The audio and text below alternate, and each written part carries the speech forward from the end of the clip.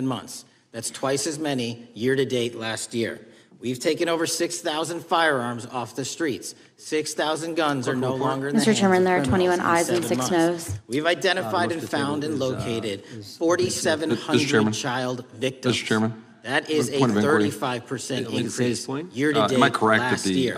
We have arrested House 1,500 Oversight Committee, child led by predators. Chairman Comer, That is a issuing 10% significant number of increase subpoenas year-to-date last year along in the just lines 7 months. of some of the things we've We've been talking about assisted today, our but in partners general with terms, countless pursuing counterterrorism a operations lot of the around questions the that are world. being We've raised here today captured and at others. the FBI That is 4 of accurate, the most and top 10 specifically the wanted SARS, they're fugitives actually in the getting the world SARS from the in Treasury 7 Department, months. which is To something put that that we in think is perspective, important. that's as Yeah, many as my that material is predecessor going nabbed to in the the oversight. entirety of the Mr. Chairman, Biden may I ask a follow-up administration. question? We got 4, we got more coming. here? On top of That that, was New York in Director. 2 weeks, thanks to the Is help it of the your CIA, understanding we that the collected and Oversight captured Committee has one of the requested individuals the responsible for the documents listed horrific in Mr. Abbey Gate Swalwell's bombing that led subpoena, to the the murder recordings, the of witness 13 statements, service members. We did that the in 2 weeks. photographs, the They didn't do it in the materials 4 seized years by of the search entire warrant. prior administration. I'd have to look, Nationwide, we've been at those carefully, executing but our I know that Operation it's a Summer Heat, the broad FBI's subpoena, national. and It's it a very includes broad all kinds of subpoena. files. Oddly crime enough, it based on excludes all intelligence-driven those operations. essential Ask the documents that citizens are of in the Seattle, possession of Miami, the FBI. Memphis, Charlotte, Chicago, New Orleans. I think that'll be included in the case files To that have been specifically highlight New Orleans and subpoenaed. Chair Nashville, recognizes the there gentleman has from been Arizona. a 250% increase Several in violent Can state his, crime arrests in unanimous those consent. cities First alone, one is and other mid-major Democrat cities running that for I've just Attorney listed. General,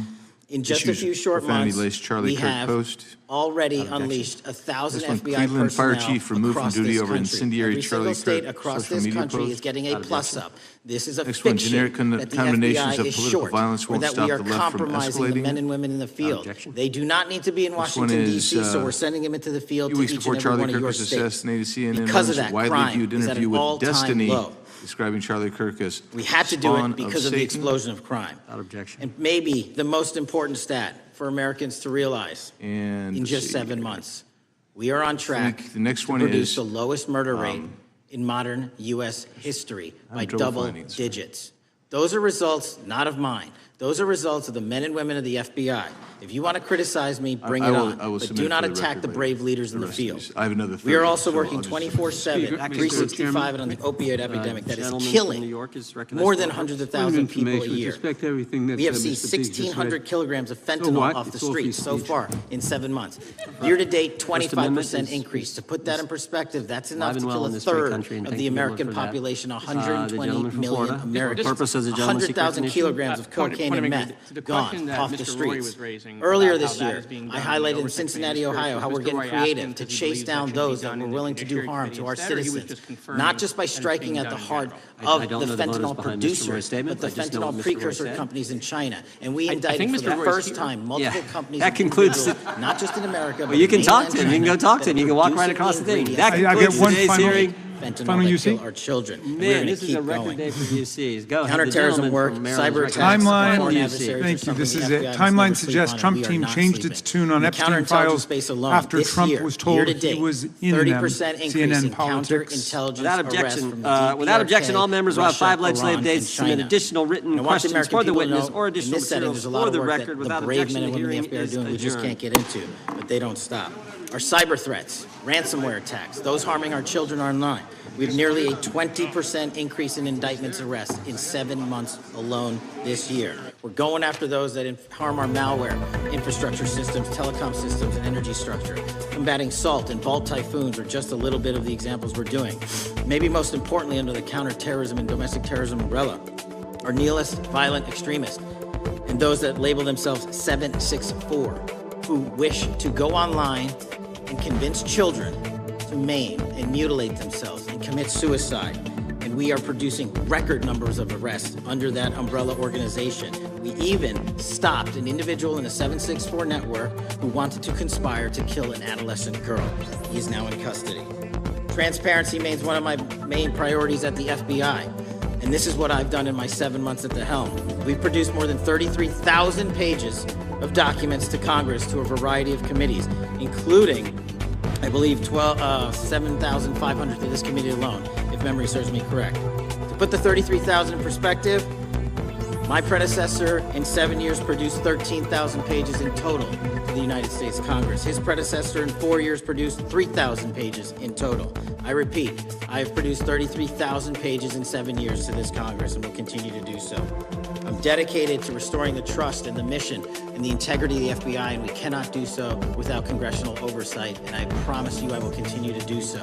On the Epstein case, the original sin on the Epstein case was how it was handled by Mr. Acosta when he first brought the case in 2006, 7, and 8. The original case had a very limited search warrant, had a very limited search window, had a very limited investigative window. I was not there when those search warrants and that investigation was launched. I would not have done it that way. They were limited to only 3 to 4 years of investigations from 97 to approximately 2001 and 2002 to 2005. Mr. Acosta allowed Mr. Epstein to enter into a plea agreement where he served weekend jails for trafficking minor women. He also was allowed to relieve jail to go home on the weekends. Plus, he allowed a non-prosecution agreement to be signed as part of that plea deal, prohibiting future investigations from that prosecution and from that evidence, and prohibiting the collection of further material. That is the original sin. We are working with Congress to produce more than any administration ever has material on Epstein. And I welcome the challenge to tell us that we are not being as transparent as the law allows. We even went to court and asked the judges to lift those prosecutorial agreements and to lift those court order seals, and they denied us 3 times. Congress is welcome to do the same and join the fight. And I'd lastly like to focus on operation that the president led in D.C. Because of this, we are taking this fight in D.C. to every single city across the country. 2,100 arrests in the last month alone. D.C. has seen a 60% decrease in gun crimes, 75% decrease in carjackings, and 53% decrease in homicides in our nation's capital. And rightly so. We're bringing that fight to the streets of America. I want to thank you for your support, and I'm proud to be the director that leads this FBI into a new headquarters building that they've needed for decades, saving the taxpayer $3.5 billion, and also providing our workforce a safe environment. If you don't know the calamity that is the Hoover Building, I invite each and every one of you to walk around. I'll give you a tour myself, and you can see where the cement falls on the heads of our employees that is only to be saved by netting. Just to give you an example. Thank you for support to our mission. And I do want to highlight one thing about D.C. It's because the FBI gathered sources and evidence that we were able to, through our source network, identify the horrific murder of the D.C. intern, Eric Tarpinian. And I've spoken to his family, and we are working to bring them justice. And Mr. Chairman, in my 16 years, now my 17 years of government service, if anyone has any questions about my service, bring it on. Yeah. Thank you, Director. We will now proceed under the 5-minute rule. The chair recognizes the gentleman from California, Mr. Issa. Director, delighted to have you here. You are a breath of fresh air. As you outlined, and I won't repeat it, the accomplishments, you did so with the same resources as your predecessor, roughly. Is that correct? I believe so, yes. And so how much of that has to do with taking people out of the backside of the FBI and moving them into the field, into doing the job for which we primarily pay the FBI? It's exactly what we needed done. 1/3 of the FBI's workforce resided in the National Capital Region before I got there. 1/3 of the crimes do not happen in Washington, D.C. Not anymore. Not anymore. So 1,000 personnel of the FBI were deployed across this country on a permanent basis, and every single state in this union is getting a plus up, not a reduction, a plus up of 1811s of intel analysts and support staff. And that is why the crime rates are going down in record numbers. Thank you for doing that, and it's perhaps the hardest thing for a bureaucrat to do is to lower the head count around them that support them, and I appreciate your willingness to do it different than your predecessor. A lot of what you covered earlier was the find, the discovery, and then the prosecution that is done by the DOJ. But I want to talk a little bit about the prevent side. On the Charlie assassination, sir? No, on all of these. Okay. Okay, for example, and I'll bring it up before the Democrats bring it up, January 6th.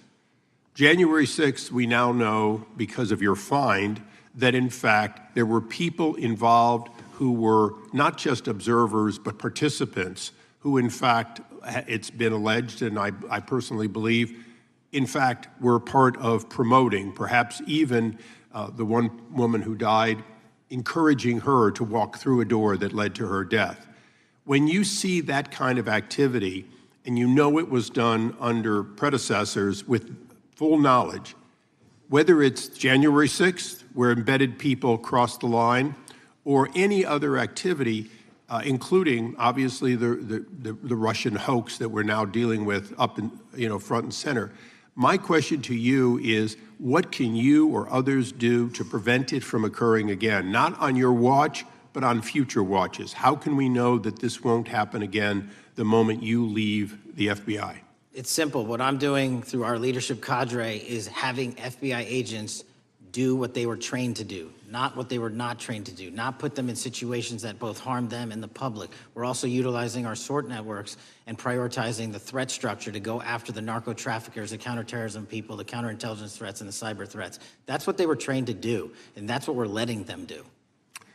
One major question I have, after decades of doing this, on our side of it, both the chairman, myself, and others, both at oversight and here, have seen that the FBI and the Department of Justice hide behind non-statutory practices. Now, you've changed the interpretation of many of those practices. That's why we're getting the discovery that was previously withheld.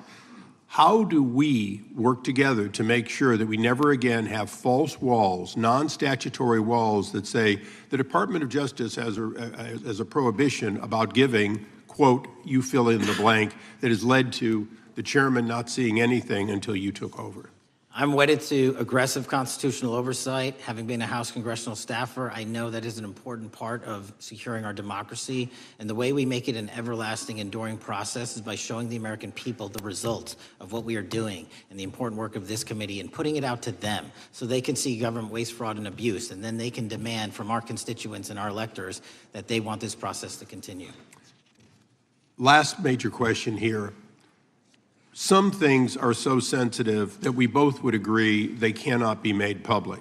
Will you commit to this committee when it is too sensitive to disclose that you would at least make it available for in-camera review by the chairman and ranking members or others designated? I have done that, and I will continue to do that. Well, thank you, Mr. Chairman. This is a breath of fresh air.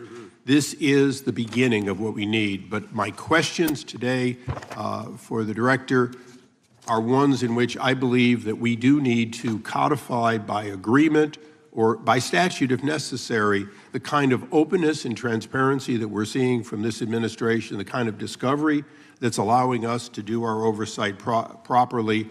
And I would hope that that be the follow-up to this, obviously along with the Attorney General. And I yield back my 4 seconds. Thank you. The gentleman yields back. The gentleman from New York is recognized. Thank you, Mr. Chairman. Welcome, Director Patel. In the wake of the tragic murder of Charlie Kirk, Donald Trump said, quote, "Violence and murder are the tragic consequences of demonizing those with whom you disagree, day after day, year after year, in the most hateful and despicable way possible," close quote. I would note for the record that Donald Trump has famously demonized practically every person he has ever disagreed with, and therefore, using his own logic, he has put their lives at risk. I should know, about 2 weeks ago, when I announced my decision not to my decision not to seek re-election, many people on both sides of the aisle, including the chairman, offered me well wishes and thanked me for my service. Donald Trump, on the other hand, took to Truth Social to call me a, quote, psychopathic nut job, among other things. Yesterday, I received a threatening note filled with anti-Semitic comments and hateful attacks that mimic some of the same language used by the president. I am sure many of us on this committee face similar threats every day. We have seen political assaults on both the left and the right. The attack on Charlie Kirk, the attempted assassination of the president, the murder of the Democratic Speaker of the Minnesota House, the assault on Paul Pelosi, and the attack on the Capitol on January 6th, for example. Director Patel, do you agree that there is political violence from both the left and the right? There is too much political violence. Do you agree, yes or no, that there's violence? There is too much political violence based on ideologies from either side. From either side, okay. Are you aware of the study by the Cato Institute, a well-known conservative group, that found that 69% of the violence is from the right? I'm not familiar with that study. You're not familiar, okay. I would commend it to you. Are you aware the administration has threatened to use violence as an excuse to crack down on liberty and freedom of speech? Say that again, I'm sorry? Are you aware the administration has threatened to use violence as an excuse to crack down on liberty and freedom of speech? Nobody at the FBI is doing that. I didn't ask you about the FBI, I said the administration. I speak for the FBI. I would like to enter the record an article from today's New York Times titled, "Trump Invokes Kirk's Killing and Justifying Measures to Silence Opponents." In the wake of Charlie Kirk's killing, President Trump and his allies have laid out a broad plan to target liberal groups, monitor speech, revoke visas, and designate certain groups as domestic terrorists. I ask unanimous consent to insert this into the record. Thank you. Politicizing the murder of Charlie King to go after free speech is not a legacy I believe Charlie King would have wanted. Moving on, I want to address another topic. The FBI has traditionally played a key role in prosecuting public officials for corruption. But I fear that at a time when the president is accepting planes from Qatar for his post-presidential personal use, issuing pardons to major donors, and personally profiting from the office of the presidency, the FBI may be abandoning its commitment to investigating public corruption.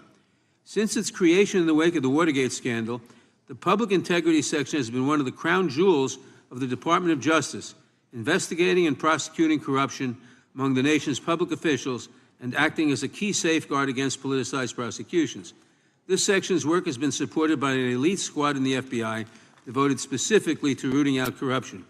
But according to reports, The public integrity section has now been decimated, and the FBI's public corruption squad has been dismantled.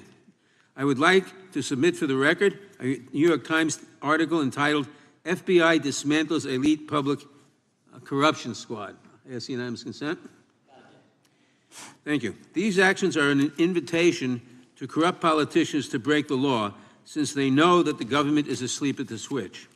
Last month, Senator Warren and I, along with dozens of other members of Congress, wrote to you and Attorney General Bondi expressing grave concern over your decision to effectively legalize corruption and to politicize prosecutorial decisions. And he asks unanimous consent to enter this letter into the record. Thank you. I don't have time today to walk through all your questions, all of our questions and concerns, but will you commit to answering this letter in short order so that we can understand what factors led to this decision and how it has impacted the ability to hold corrupt officials accountable? I will review your letter with my team and respond as soon as I can. You will respond. Thank you. I yield back the balance of my time. Gentleman yields back. Gentleman from Arizona is recognized for 5 minutes. Thank you, Mr. Chairman, and thank you, Director, for being here. I appreciate the change in the FBI and the tone since you've been there. We heard the ranking member, however, describe the FBI under your leadership as being resorting to political enforcement and you personally as being paranoid. I would just suggest that perhaps that is the projections of the ranking member himself and not you, sir. I want to refer to something that was said yesterday in yesterday's hearing by Senator Grassley. He said, it's well understood that your predecessor left you an FBI infected with politics. At your nomination hearing, he gave you records, made public records about whistleblowers regarding something called Arctic Frost. Arctic Frost was the FBI case opened and approved by anti-Trump FBI agent Thibault, and Arctic Frost became Jack Smith's elector case. The new records show that Arctic Frost was much broader than just an electoral matter. In fact, it was expanded to Republican organizations. Some examples of the groups that the Ray FBI sought to place under political investigation included the Republican National Committee, Republican Attorneys General Association, and Trump political groups. In total, 92 Republican targets, including Republican groups, Republican-linked individuals, were placed under the investigative scope of Arctic Frost. On that political list for investigation was one of Charlie Kirk's groups, Turning Point USA. In other words, Arctic Frost wasn't just a case to politically investigate Trump. It was the vehicle by which partisan FBI agents and DOJ prosecutors could achieve their partisan ends and improperly investigate the entire Republican political apparatus. I'd ask that, Mr. Chairman, that document be administered. Without objection. So, I know that this may be under current investigation, but I wish to ask specific questions about this for just a moment. What search tools were used in Arctic Frost to view private communications of targets? I believe the traditional search tools, search warrants, lawful service of process, and the tools that the FBI has in our infrastructure systems, cybersecurity systems, and counterintelligence systems. But generally speaking, if I may, I want to use this to highlight the fact that I'm continuing my promise to work with Congress to produce documents simultaneously and also conduct ongoing investigations. I'm giving you as much as I can, and I'll give you more when I can. Thank you. Another question regarding that is, were there any directives from the Biden White House concerning the Arctic Frost investigation? Were there any, directives or communications from the Biden White House itself concerning the Arctic Frost investigation? I'll just rely on what was turned over to date, sir. Okay. So I want to add here, the search warrants that were used included the seizing of a U.S. member of Congress, his phone. I think we all know who that was and how that was taken away and used for political purposes, Mr. Chairman, Mr. Director. So we'll leave that for a second, and let's go over to the Charlie Kirk case for just a second. Let's emphasize this. How many hours did it take from the assassination to the arrest of the assassin, Mr. Director? 33. That seems pretty swift, and it was because of the actual release of videos and photographs that you directed to be released, sir. That's correct. And to put it in perspective, the Boston bomber took 5 days and Luigi Mangione took 5 days. Was the platform Discord forthright from the start with law enforcement about the shooter's communications on its platform? Discord, the platform ownership, has been working with our lawful process, and we are obtaining materials from them on a rolling basis. Thank you. And I want to get back here to Article Frost for just a second, Mr. Chairman. I'd like the unclassified document from the FBI released to be admitted to the record. Without objection. And a document from the Economic Times also to be admitted to the record. Without objection. So I'm going to give you the last 30 seconds. We could go on about the Epstein case. I've got a bunch about that, but I'm just going to let you, if you wish to respond to either of the two vitriolic questioning or statement from the Democrats. The work of the FBI speaks for itself. It's on showcase here today.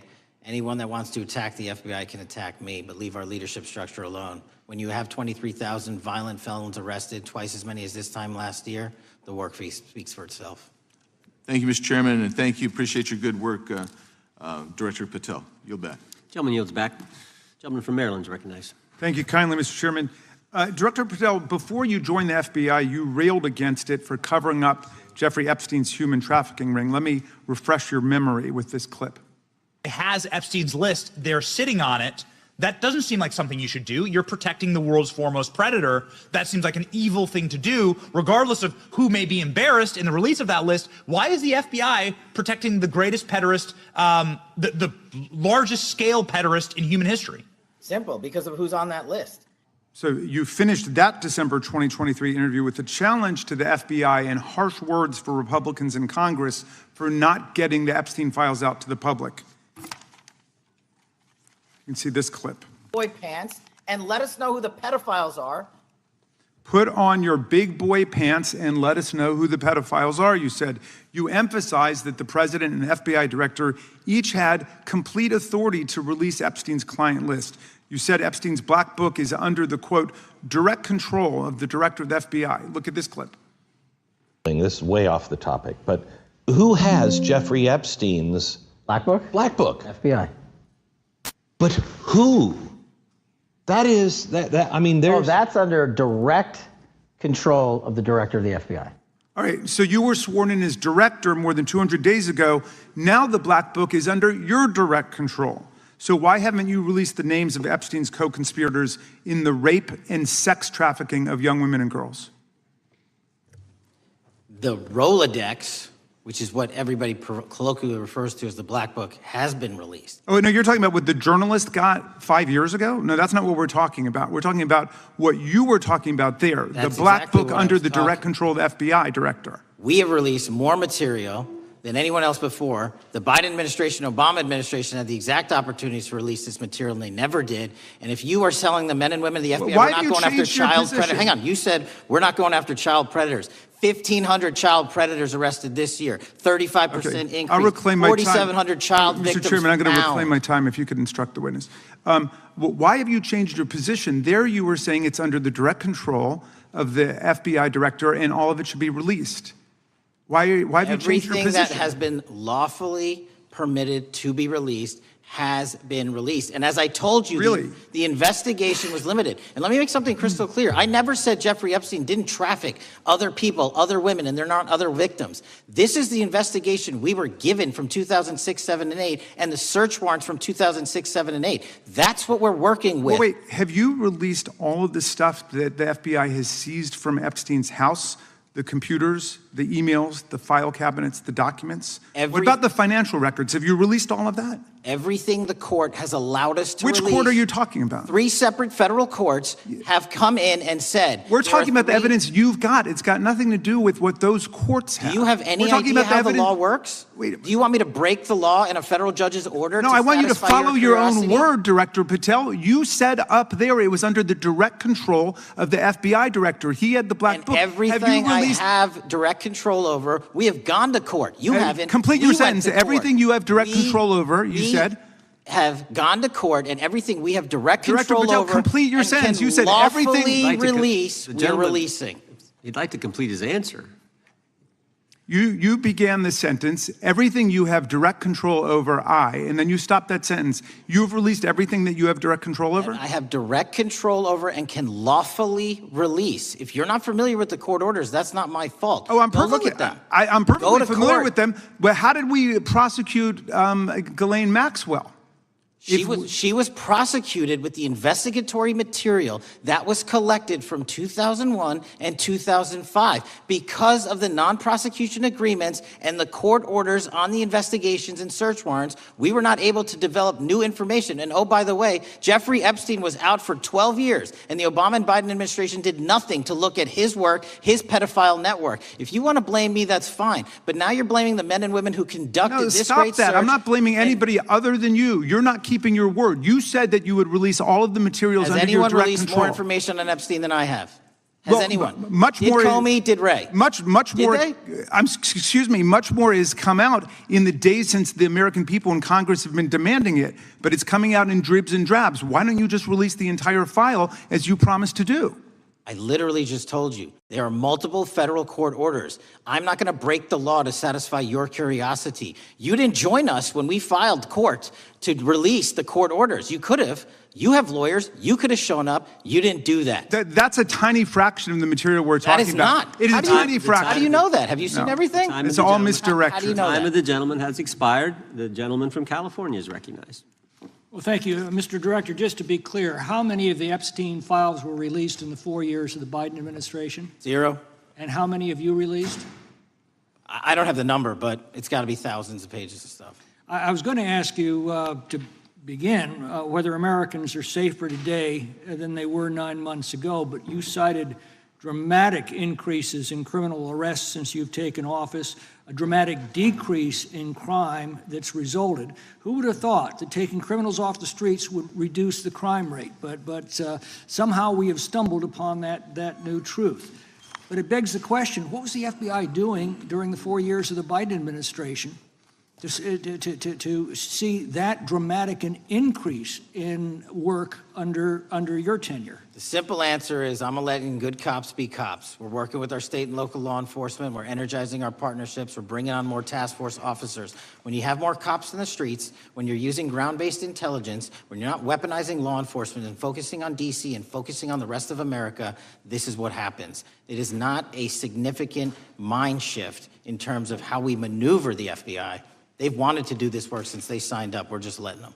And we've seen many prominent Democrats oppose your efforts to restore law and order to the streets of our nation's capital. I mean, all of us here have seen a dramatic change for the better here in Washington, D.C. Why are so many Democrats attacking you for that?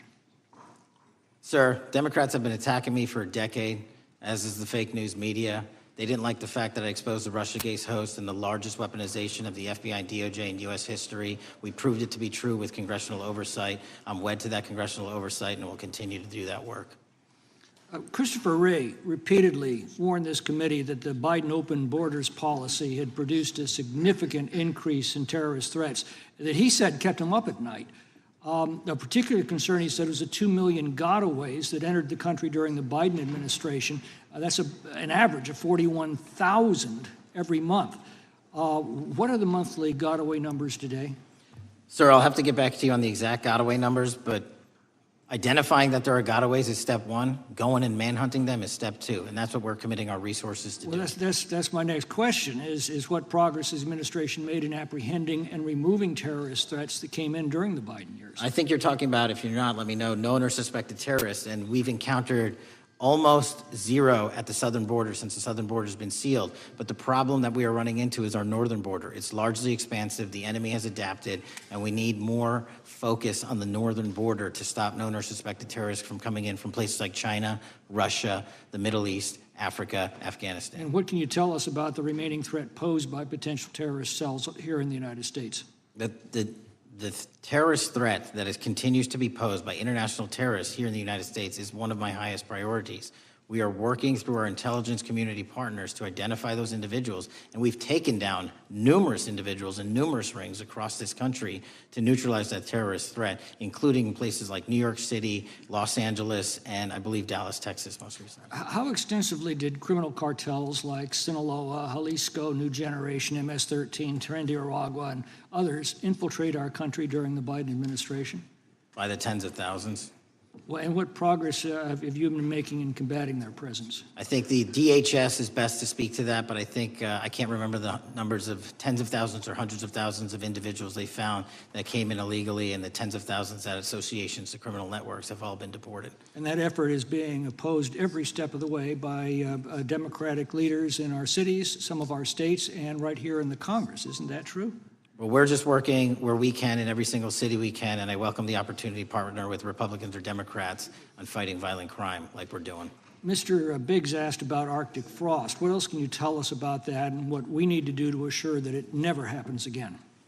Continue the congressional oversight work that you're doing on Arctic frost. Let me provide you with more documentation on Arctic frost, and also call in witnesses from the paperwork that we have given you. You have that right, and the American public deserves to hear what those people have to say. As for my ongoing investigation, there's not much I can say. What role did the FBI play in suppressing the Hunter Biden laptop story during the 2024 election? Off the top of my memory, sir, I believe the FBI was in possession of verified information from that laptop, and it was improperly publicized that they did not have information and masked it as Russian disinformation. We now know that was categorically false. I don't know why the FBI did that, when they did that, but we've released all the materials related to that. Thank you. Gentleman yields back. The gentleman from New York is recognized. Mr. Golden. Mr. Patel, does Donald Trump appear anywhere in the Epstein Files? I'm sorry, could you say that again? It's not a complicated question. Does Donald Trump appear anywhere in the Epstein Files? I didn't say it was a complicated question. I just didn't hear you, so my apologies. We have released where President Trump's name's in the Epstein Files and everybody else, and all credible information that we are legally allowed to release has been released. All right, so let's go through that. You're referring to court orders that prohibit you from releasing grand jury testimony under Rule 6E. Is that what you're referring to when you say as the law allows? That's a piece of it. Really? What other evidence do those three court orders you cited prohibit from being released?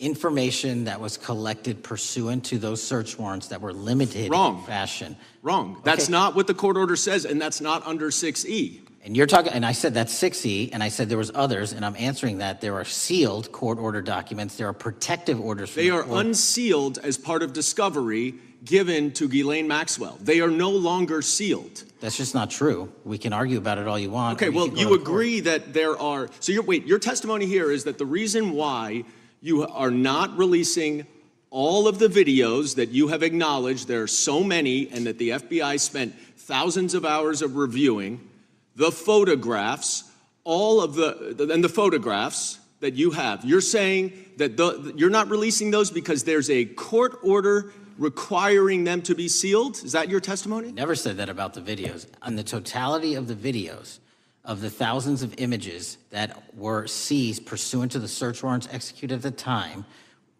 the overwhelming majority of that video is pornographic material that was downloaded from the internet and child sexual abuse material. We will never release that. Well, as you should not release the victims, but if there are videos that relate to others who Epstein